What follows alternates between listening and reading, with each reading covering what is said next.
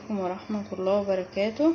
النهاردة معانا فيديو جديد لطريقة عمل صينية الرز المدسوس اللي هو بالملح عادي، مش اللي هو المسكر. هنعمله دلوقتي مع بعض وهنشوف المقادير. دمت كوبايتين رز، معانا زيت ومعانا لبن ومعانا معلقة سمنة كبيرة، ودي قشطة احنا مجمعينها من على وش اللبن، وديت زبدة صفرة، ودي زبدة فلاح. يلا نبدأ مع ماما، هي اللي هتعمل لنا الوصفة وانا يويا معاكم. هنبدأ الوصفة نشوف هنعملها ازاي. يلا اهو ماما هتبدأ معانا بقى الوصفة. هنقول بسم الله. اول حاجة عايزة اعرفها لحبايبنا كمية الرز اللي في الطاجن عشان ما تعجنش وعشان كمان ما تستويش. يعني حجم الطاجن ممكن تعجن وممكن ما يستويش. شوف حجم الطاجن اللي معاه ايه. بجيب انا كوبايه، يعني في الطاجن ده اهو. بس كده. شوف حاطه شويه رز قد ايه، ما تستغربش خالص.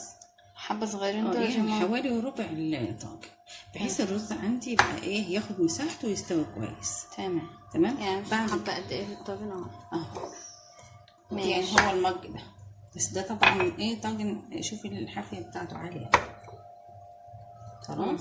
انا بقى بغسله كويس وانقعه نص ساعه وارجع ابدا فيه تاني. النقع ده مهم. ليه بقى؟ لو انت مستعجله خلاص يعني اشتغل على طول. لا بس النقع ده مهم. ممكن مثلا انقعه في ميه سخنه 10 دقايق، لو ميه عاديه بنقعه نص ساعه عشان يبقى سهل معانا يعني في السوا. ايوه، عشان يبقى مفرفر وجميل. خلاص هنسيبه منقوع بقى يا جماعه دلوقتي نص ساعه ونرجع نكمل مع بعض. ماما هتبدا هي بقى تنزل مقادير على الرز. عباته اهو بعد ما نقعناه نص ساعه اهو. بيزيد طبعا. شوفوا الربع بقى بيزيد حجمه. هنزل بقى بشويه الملح.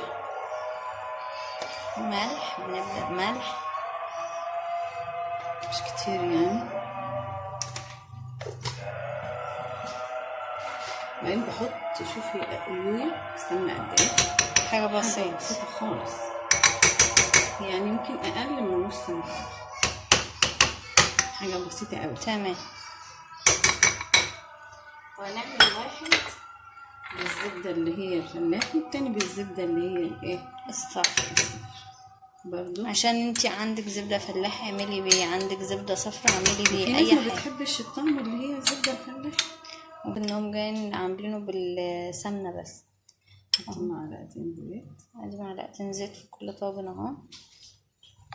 ونبدا بقى ايه، نقلب الحاجات دي كلها مع بعض في عشان الزبده الرز ياخد منها ويتشمع بالزبده كويس، والملح يتوزع عليها والزيت اهو. ماما يا جماعه دعكت يعني الزبده مع الزيت مع الملح في الرز كويس قوي، كله اختلط مع بعض. اللي بالزبده الفلاحي ودي اللي هي بالزبده الصفر. حتى باين عليه يا جماعه، باين الفرق خالص. دوت مصفر شموت ودوت ابيض، لان دي لونها كده ودي لونها كده. خلاص نبتدي بقى ايه، نحط اللبن. واللبن ده ماما لازم يبقى سخن او حاجه ولا لا عادي. وفي الوقت ده كنا انا بسخن الفرن. تمام. شوفوا انا بزود ازاي، حبه بحبه.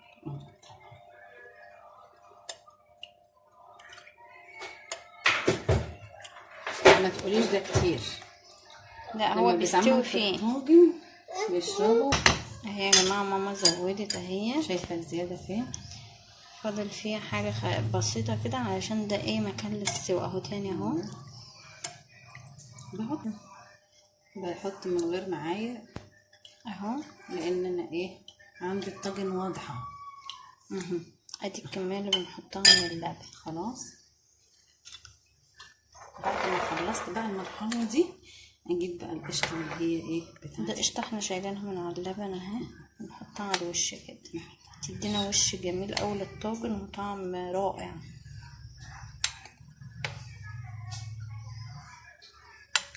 بس دسم قوي يا ماما الطاجن ده. هو كده بس جميل مغذي وحلو.